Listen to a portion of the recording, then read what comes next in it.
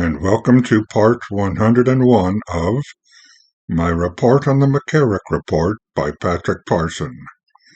Today we finally conclude Chapter 25, Knowledge of Prior Allegations and McCarrick's Activity during the Papacy of Francis, Spring 2013 to Spring 2017.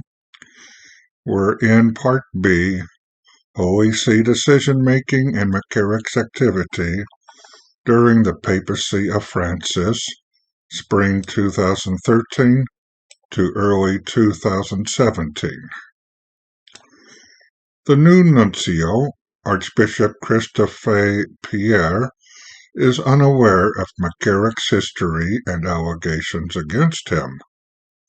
Now McCarrick and Consultant 1 expected positive results from McCarrick's 2014 trip to China, and the Holy See Secretariat of State seemed willing to consider the value of using McCarrick as an alternative channel, remembering that McCarrick was acting as an individual, not as a diplomat. But obstacles got in the way of the effort that same year, and unfortunately the report does not identify what such obstacles might have been. McCarrick made another trip to China in February 2016 and met personally with Cardinal in Rome soon after returning, expressing hopes for improved relations with China. In March of 2016, McCarrick sent a letter to Pope Francis describing his activities in China and about interreligious dialogue.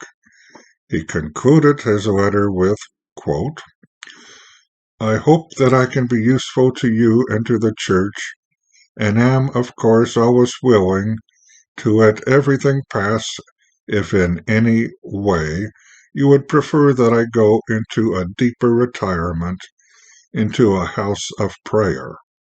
Unquote.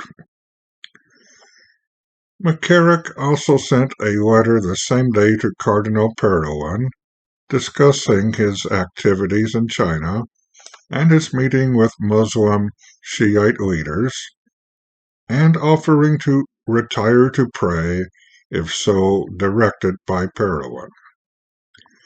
Cardinal Parowan recalled being struck by McCarrick's unusual suggestion.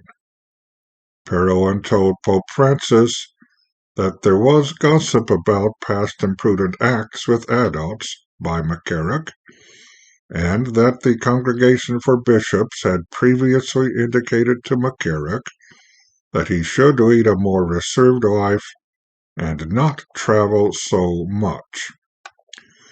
Parowan did not present it as something very serious. Pope Francis responded with the suggestion, quote, "Maybe McCarrick could still do something useful," unquote.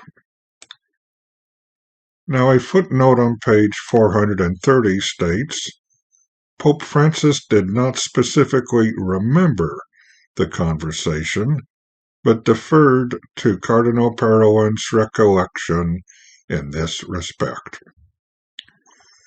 McCarrick's Chinese contacts led to visits to the Vatican by Chinese nationals to discuss environment and cultural issues, and according to McCarrick, the visiting Chinese also wished to take the opportunity to discuss Vatican-Chinese relations as well.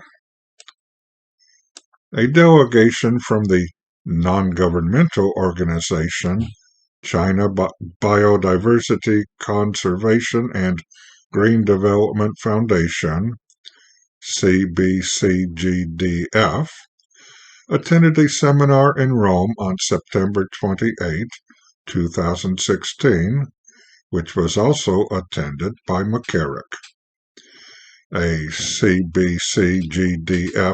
delegation also met at the offices of the Secretariat of State on November 24, 2016, where Cardinal said the Holy See was already in dialogue with authorities in Beijing regarding the presence of Catholics and the Church in China, and that collaboration on various humanitarian issues would also, quote, serve the advancement of peace and development in the world, unquote. But the end of chapter 25 states, the secondary contacts initiated by Cardinal McCarrick appeared to have played no role in leading to the eventual formal agreement between China and the Holy See related to bishops in September 2018.